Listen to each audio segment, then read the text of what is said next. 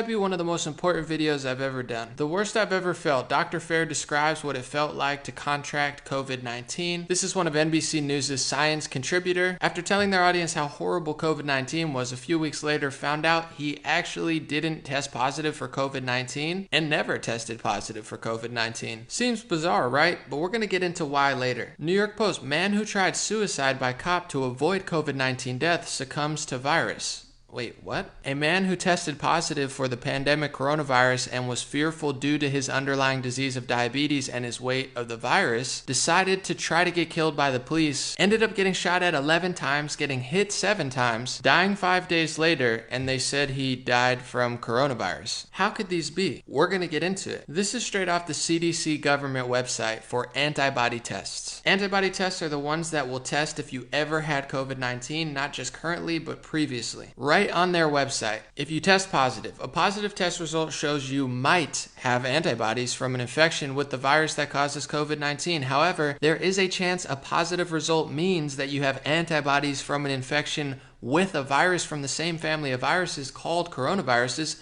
such as the one that causes the common cold. So right on the CDC website, they're admitting that a positive antibody test does not necessarily mean that you really have it from COVID-19. It could be another coronavirus or a false positive, as they call it. So this is really important. Are they counting those antibody tests towards confirmed or probable cases? Well, this was in the Los Angeles Times. Orange County inflated its coronavirus test numbers by mistakenly including antibody tests, officials say. But this is the thing. Orange County's not the only one, and they're not the only ones making that mistake. This was in Live Science. The CDC, the Center for Disease Control, is lumping positive COVID-19 viral and antibody tests together.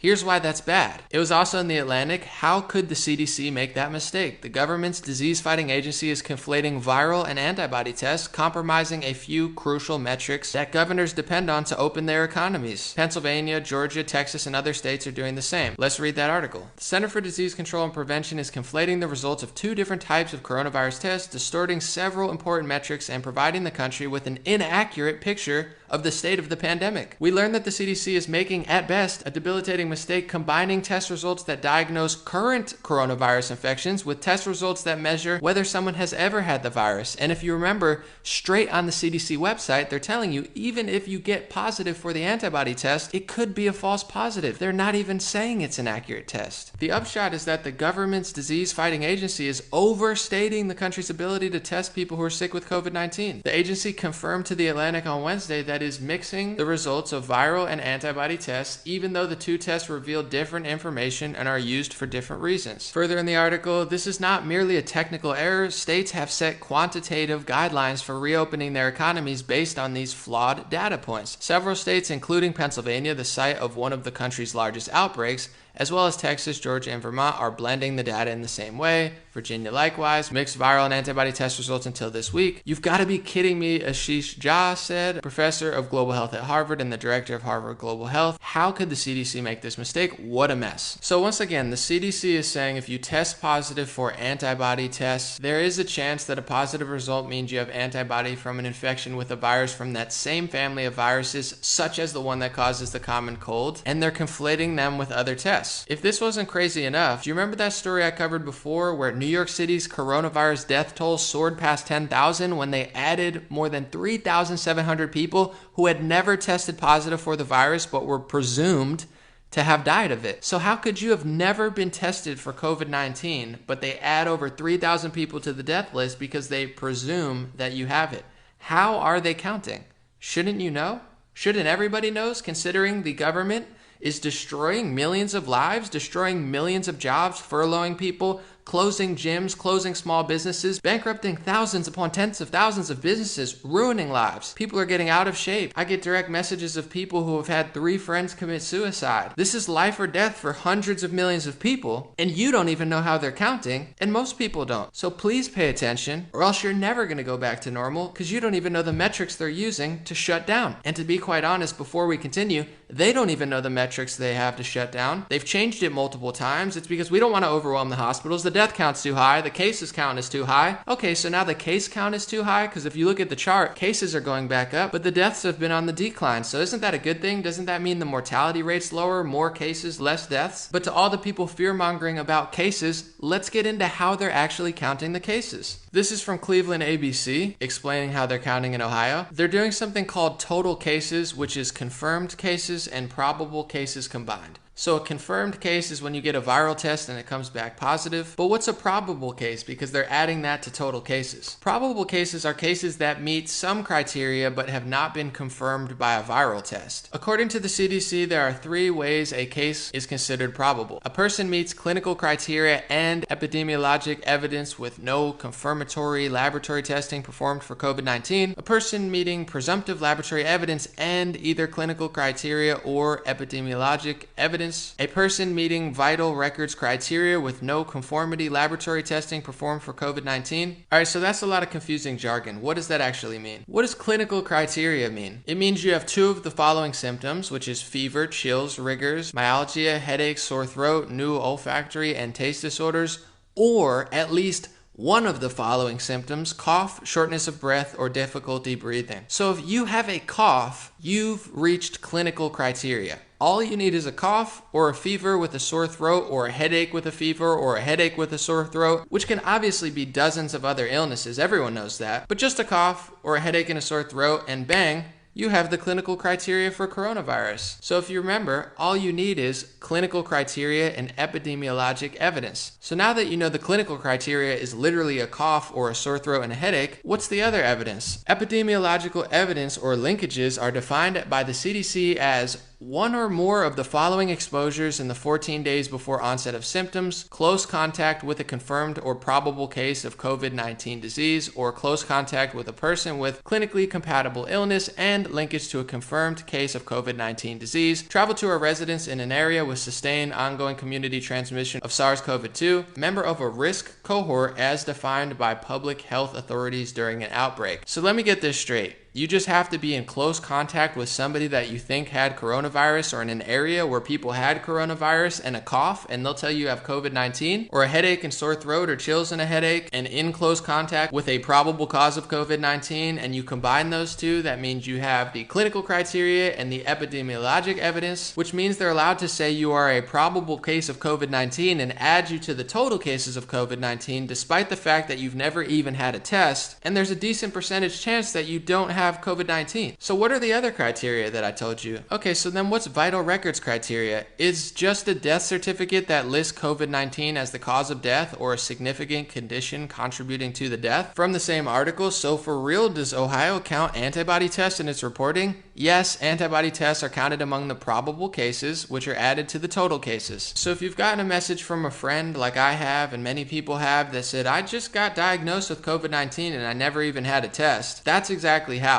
Most people don't know this. Most people have no idea how they're counting. Most people don't know that they're doing unprecedented amounts of counting, millions upon tens of millions of tests. So the more you test, the more you're going to find it. The looser the tests are, the more you're going to have it. When you can say thousands of people are dying from COVID-19 when they never even had a real test, of course the deaths are not going to go down. And even when they do go down, they're going to point to another metric. And when that goes down, they're going to point to another metric. And when that goes down, they're going to point to another metric, like they've been doing since March, and then April, and then May, and then June, and every reason that they told us from over hospitalizations didn't happen. They didn't give freedom back. And then they said, well, the death count's too high. And then they protested. And then they said that their protest, they were writing in their articles that experts were saying, because it's a Black Lives Matter protest, we think it's actually healthy. But, you know, the right-wing anti-lockdown protests are really unhealthy. But when we go in the streets with thousands upon tens of thousands of more people, we're trying to justify why that's okay. And then the cases spiked, and then the deaths declined, and then they did their PR to say that they had nothing to do with it, and they shut down small businesses, and they're keeping open major retailers. In some cases, you have them not only closing gyms, but closing hiking trails, despite the fact that millions of people have already been confirmed or probable with COVID-19. So you're going to stop a spread of a virus that's been around already? You're going to slow the spread of a virus that's already in. How are you going to stop it? How are you going to slow it? Have we ever slowed the flu? It's been around for most of the last century. We've had a vaccine for it for over 70 years. Did we slow the spread? Did we stop the spread of the flu? Does it disappear? The flu's never disappeared. The common cold hasn't disappeared. So why in the world would coronavirus disappear? And how are they counting? I just told you how they're counting. Does anybody care? This doctor cares. He says, so if you get tested for COVID-19 3 times and are positive all 3 times, should it count as 1 positive test or 3 positive tests? This is important to consider when you hear these huge numbers. It is important, but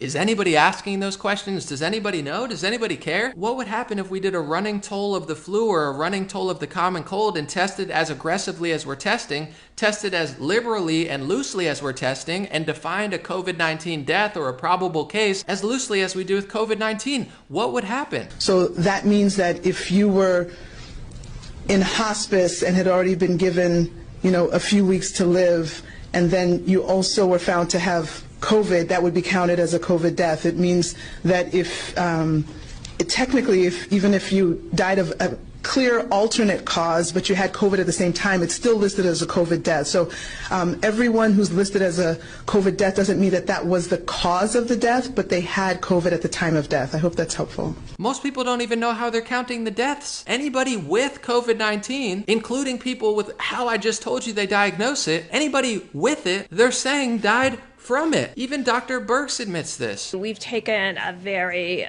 liberal approach to mortality, and I think the reporting that if someone dies with COVID-19, we are counting that as a COVID-19 death.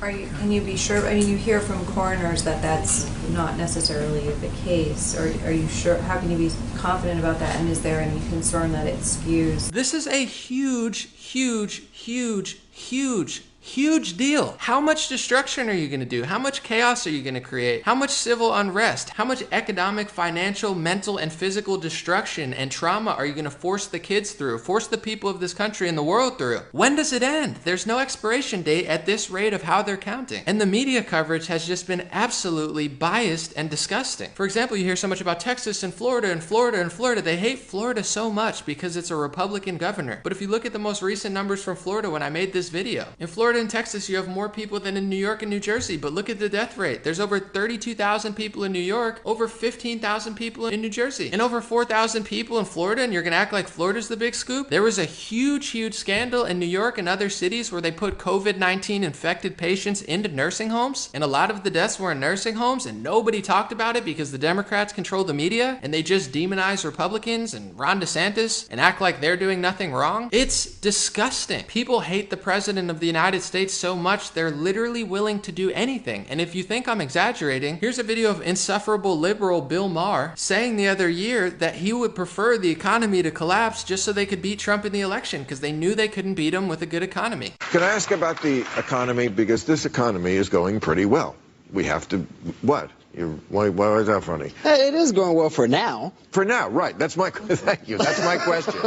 Is like, I feel like the bottom has to fall out at some point. And by the way, I'm hoping for it because I think one way you get rid of Trump is a crashing economy. Yeah. So please bring on the recession. Yeah. Sorry if that hurts people, but. So when does this end? Where does this stop? Educate yourself with how they're counting. This will never stop. Doesn't matter if you're liberal, progressive, Democrat, Republican, independent, or libertarian. If you don't have a clarity of information, how is the CDC counting? How is your state counting? What are they considering a death? What are they considering a confirmed case? What are they considering a probable case? How authentic is the data? If you don't realize this, they're going to keep moving the goalposts and keep changing this stuff. And the amount of devastation, I'm not just talking about economic, I'm talking about physical. I'm talking about mental, traumatizing the kids with all this nonstop fear mongering when we know that fear lowers the immune system. This has gone too far. So please think about this. Please educate yourself. Please share this video and please tell other people before we dig ourselves in such a deep hole that we'll never be able to get ourselves out of. And not being able to question that or consider that or go against the grain of what mass media is pushing out is not virtuous or pro-science. It's fascistic, it's authoritarian, it's Orwellian, and it's going to prevent solutions and better arguments from rising to the surface because this is the time we need them. God bless you, God bless your family, God bless America, and God bless the world. Have a beautiful day, and I'll be back with more videos very soon.